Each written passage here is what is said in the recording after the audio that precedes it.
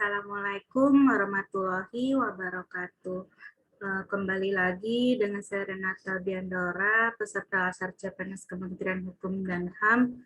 Dan pada video kali ini saya ingin menceritakan kembali terkait materi agenda 3 Latsar sendiri mengenai manajemen ASN dan juga pelayanan publik. Di mana metode pembelajaran selama Latsar itu menggunakan metode pembelajaran sinkronus dengan berdiskusi dengan tutor dan juga teman-teman peserta Latsar, dan kemudian dengan pembelajaran asinkronus di mana kita diberikan tugas oleh tutor melalui penugasan baik tugas individu maupun tugas kelompok yang bisa kita tahu dari website Pelajar ASN.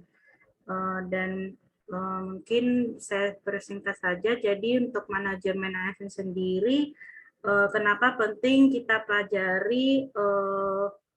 Karena yang pertama itu dari kondisi kita, mungkin dari adanya anggapan masyarakat kalau pelayanan publik ini masih kurang memuaskan bagi mereka, dan juga terkait dengan birokrasi yang masih berbelit-belit ya, dampaknya yang dirasakan. Dan jadi tujuan dari pembelajaran manajemen ASN itu diharapkan agar ASN sendiri bekerja secara profesional yang berkelas dunia.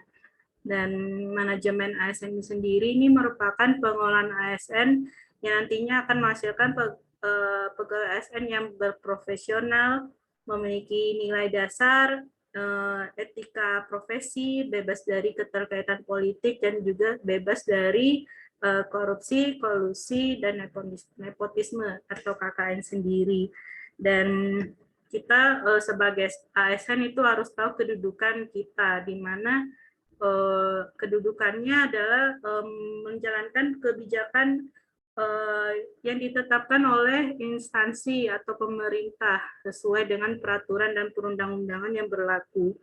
Dan dari sini agar dapat menjalankan tugas kita yang dengan penuh tanggung jawab, dari sini pemerintah menjamin hak kita sebagai ASN di mana terkait dengan seperti penggajian, hak cuti, kemudian jaminan bisa berupa kesehatan, jaminan pensiun, hari tua, dan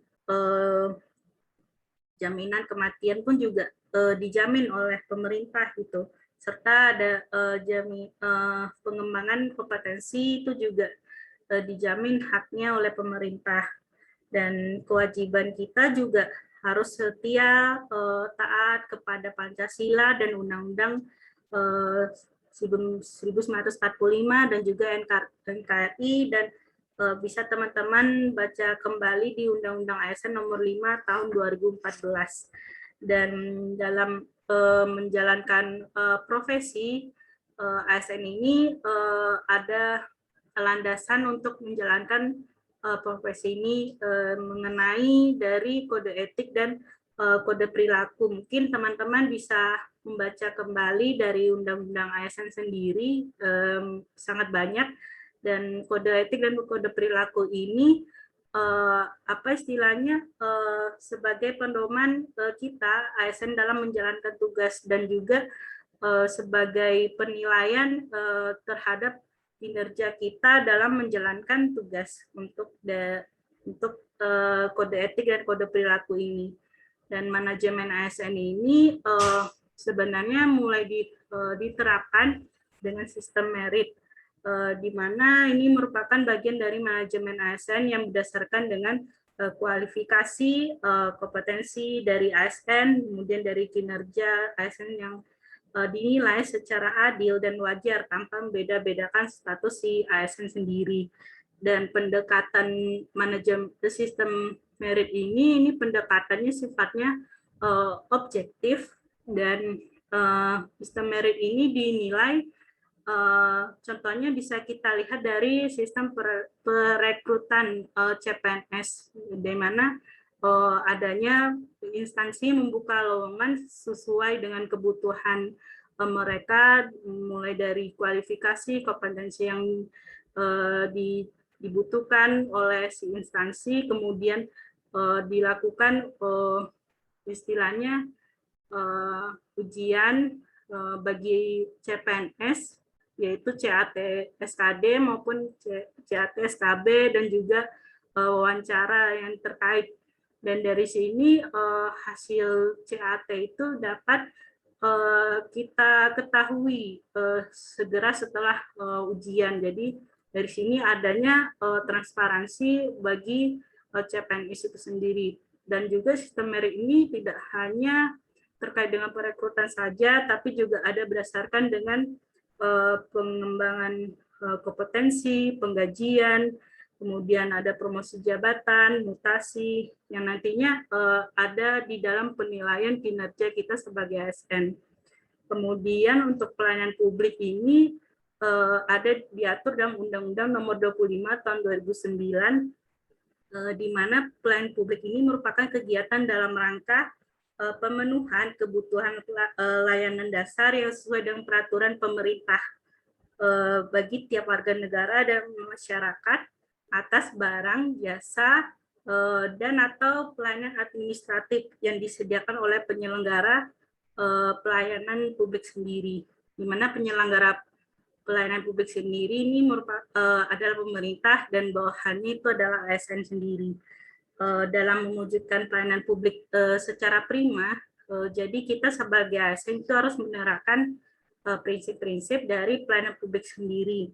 Ada 9, diantaranya berpartisipatif, transparan, itu kita harus menyediakan akses seluas-luasnya bagi masyarakat, kemudian responsif, kita wajib mendengar keluhan si pelanggan dan juga harus memenuhi kebutuhan si pelanggan atau warga negara ataupun masyarakat sendiri. Dan juga tidak diskriminatif, itu tidak membeda-bedakan satu warga negara dengan warga negara lain. Kemudian pelayanan harus bersifat mudah dan juga murah, dan pelayanan harus bersifat efektif dan efisien. Dan selanjutnya pelayanan publik ini kita harus diterapkan dengan aksesibel, yang dimana pelayanan harus dapat dijangkau oleh masyarakat. Dan selanjutnya akuntabel, di mana pelayanan publik ini harus dipertanggungjawabkan secara terbuka kepada masyarakat. Dan dengan terakhir itu prinsip berkeadilan. Dan ASN sendiri ini diharapkan dapat berperilaku baik yang nantinya dalam pelayanan publik akan mempengaruhi upaya perbaikan dalam kinerja dalam pelayanan publik sendiri, yang nantinya akan mengubah kinerja birokrasi negara kita. Dan diperlukan juga ASN untuk memiliki pola pikir sebagai pelayanan publik yang berprofesional, bebas dari politik, bebas dari KKN, dan juga mampu menyelenggarakan pelayanan publik dan juga mampu menjalankan peran sebagai perekat persatuan dan kesatuan bangsa yang berdasarkan Pancasila dan Undang-Undang 1945. Dan hal ini nantinya akan menciptakan tujuan nasional untuk bangsa Indonesia yang tercantum dalam alinea keempat dari pembukaan Undang-Undang Dasar 1945. Yang mungkin sekiranya itu yang bisa saya ceritakan atau yang bisa saya dapatkan dari pengalaman belajar saya terkait manajemen ASN dan juga pelayanan publik. Baiklah, sekian dan terima kasih.